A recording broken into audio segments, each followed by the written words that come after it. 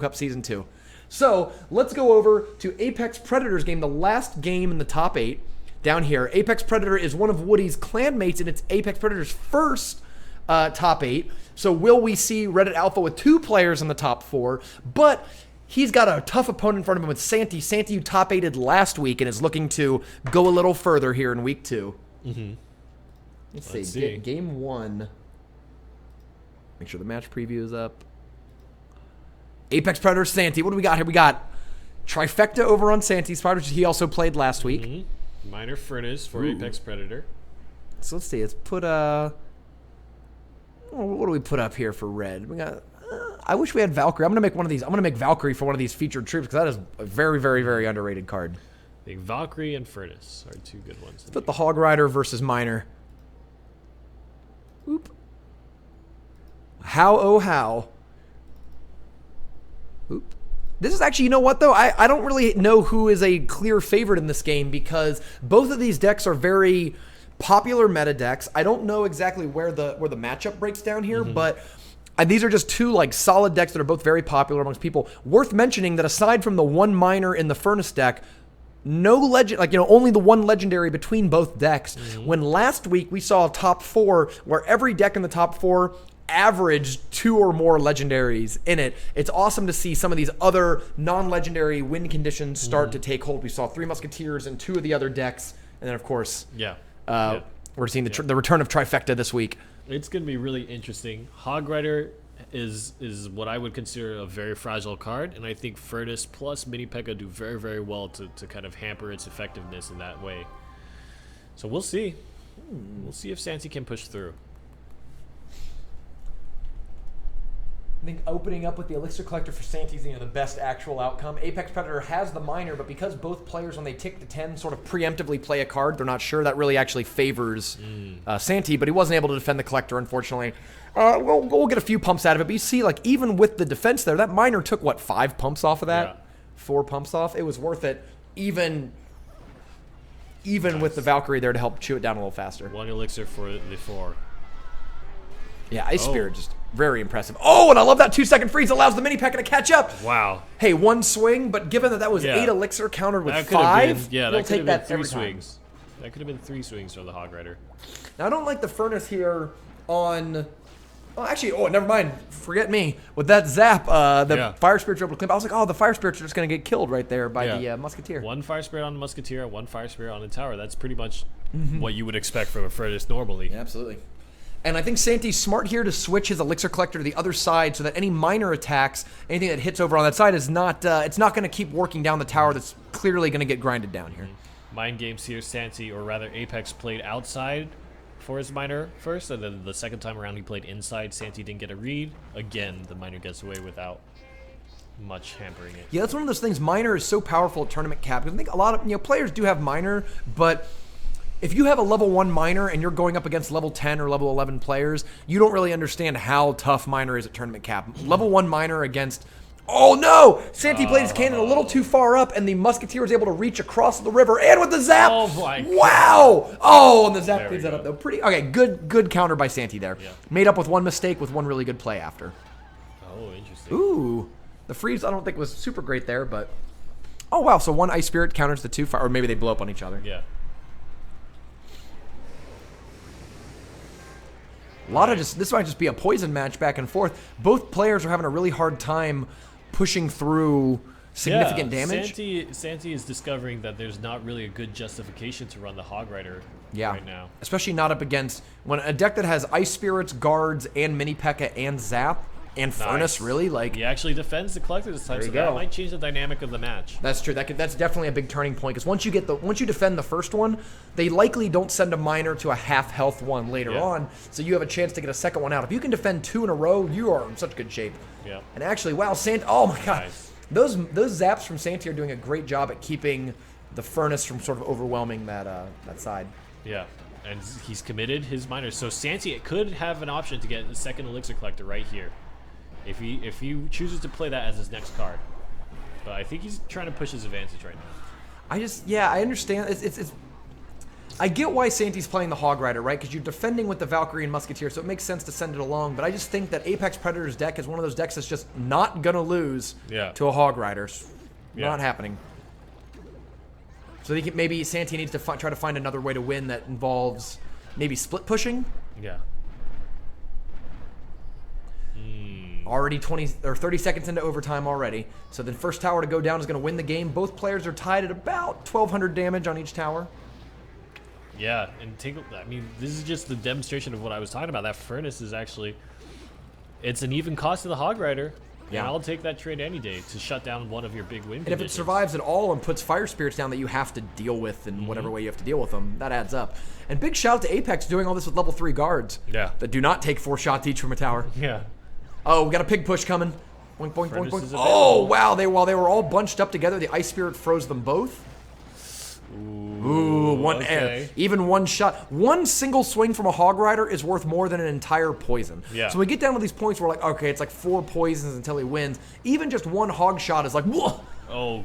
Oh wow, that Ice Spirit actually really saved that situation. Wow. I think Apex might win. Oh no, that's right. That's the poison right there. Apex Predator turns it around. Wow, one Ice Spirit. That was a really well placed Valkyrie, but that Ice Spirit really turned that situation on its head. Right, so Apex Predator wins game 1 of their series and has to move on. He has to switch decks from the Minor Furnace deck to something else. So what is the other deck up of Apex Predator's sleeve?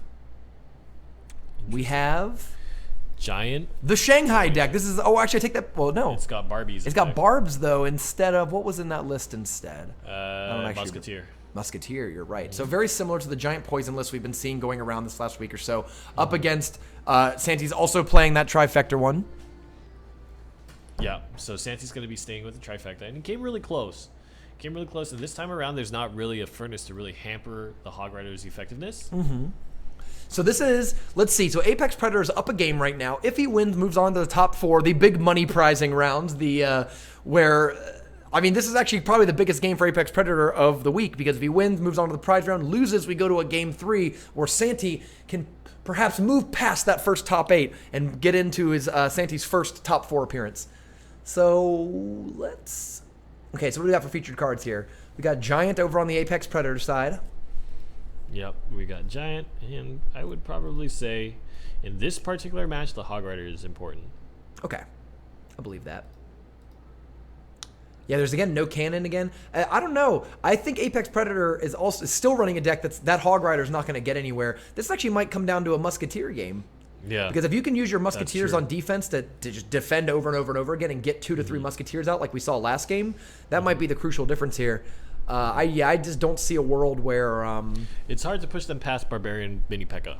Right. It's Barbarian Mini P.E.K.K.A. guards too, and you can even, if you really want to, put Elixir Collectors up in the middle to draw them. Like Apex, that's actually a bummer. Like Hog Rider used to be so oppressive to the meta, but it seems that recently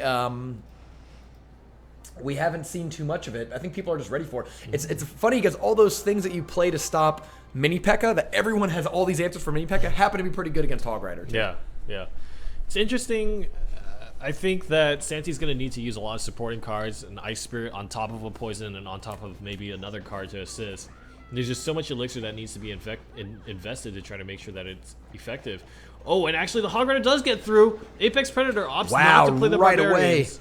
And that's a lot of damage on the tower. And the Zap, too. Ooh. Oh, my God. And let's not count out, I mean, the Elixir Collector was caught in that poison as well. So right away, Santi finds himself in an incredible position. We talked about, for Woody, playing the one crossbow, push that tower down to 1,000 health. This play just pushed that tower down to 926. And you got the pump as well. Like, it's worth mentioning that it's not even like, we can't even say, oh, well, it was a cost in order to get the Elixir advantage, even though he might have paid too much. It's not. It's like nothing. Like, Apex Predator just got dunked. The first Hog Rider. Yeah, but here comes down. Here what's interesting is that Santi opts to play a Collector when already facing down a Princess Musketeer push. So the Giant in front of that has suddenly turned this into a very scary push. Yep, and it's like you mentioned, I think, in the previous broadcast. Wow, the Mini P.E.K.K.A. is going. Look at it go. Oh, my God. That might have been the wrong time for Santi to play. I mean, we talked about getting punished for playing a pump, but whoa, it's still going. Oh, no. And, I mean, in a previous broadcast, you mentioned damage to tower is basically a cost of Elixir, right? Yeah. On top of the fact that you did so much damage to the tower, Then you play the Elixir Collector on top of that. That puts you even farther behind. And in many ways, Elixir Collector is not the thing that you want to be playing after you've done significant damage to the tower or taken a tower, because you just want to make sure that your opponent cannot replicate and push back. Right, and it's really dangerous to play your Elixir Collector when you're facing down any sort of push. Like, you want to play it on an empty board. In that situation, Apex Predator had just defended, but had, 7 Elixir on the board coming back at you. So when you pay 5 to go down to 5, right, and then think like, okay, I'll just defend this 7. If the opponent does anything, puts anything in front of you, you're like, oh my god, suddenly they have a 10 Elixir push and I can't defend it, and that's exactly what happened there. So here we go. We see another mini P.E.K.K.A coming down with the guards surrounding it, and barbs too. Oh wow, look at that poison though. The world's most valuable poison. He needs to place the cannon in a smart position. Oh, and I like the Valkyrie in the middle. Oh, it got chopped up immediately, but I think one swing was enough to, it was worth it in that regard. Still hurts a lot. 1.7k on the King Tower. Yes. At risk of being 3 crown, Musketeer at the bridge will take down the Princess, but the mini P.E.K.K.A being played aggressive. Guards in front, does a pretty good job body blocking, but the Hog Rider gets 2 swings and evens up the tower levels. Santi comes back 1 tower, but now Santi has to defend the counter push. The cannon's going to draw away the giant for a moment's time. Valkyrie played in the back against the mini P.E.K.K.A plus the guards, does a good amount of damage. Ice Spirit will slow things down, but now Barbarian Princess. And I don't know, Santi's running really, really low on Elixir, and there's not really an effective defense option in his I think that's what he's doing. He's really just pushing the issue here. It's not that these are like great Elixir counters. Oh, there's 1 hit! Oh, no. But he just knows that the opponent just doesn't have much left. Yep. Oof. Yeah, he really didn't want that Princess to shoot anymore. So Apex Predator is already starting to build up that huge push. I like the left side Princess because it doesn't put the Princess in a way of... Oh, so poison's used right there. Barbarians in front, of course. That's a really good poison, though. That's a smart one for Santi, because not only do you get the Princess in it and the tower, well, those barbs are not going to end up hitting the enemy tower because they'll just get shot down from half health. Yeah, and he needs to realize that those Barbarians aren't going to be helping this right side push, which is super, super important. And big deal for that Valkyrie to chop up those guards. Yep. Mini P.E.K.K.A is still a danger, though. The poison. Oh no, here it comes in. It only needs 1 swing. And it's coming around the corner. No. Oh! 1! Apex Predator takes it 2-0 over Santi. What a crazy path for Santi. Santi just beat Justin for the win in the last round, and then Apex Predator beat Santi in the next round. There is no favorites in these tournaments. It all comes down to that one decision made to try to play the Elixir Collector. He had a lead, and it's almost like it's the poisonous fruit almost. You taste victory, and then you make one decision that seals your doom. You just could not recover from the initial push. I mean, awesome. It pushed down his tower and then did so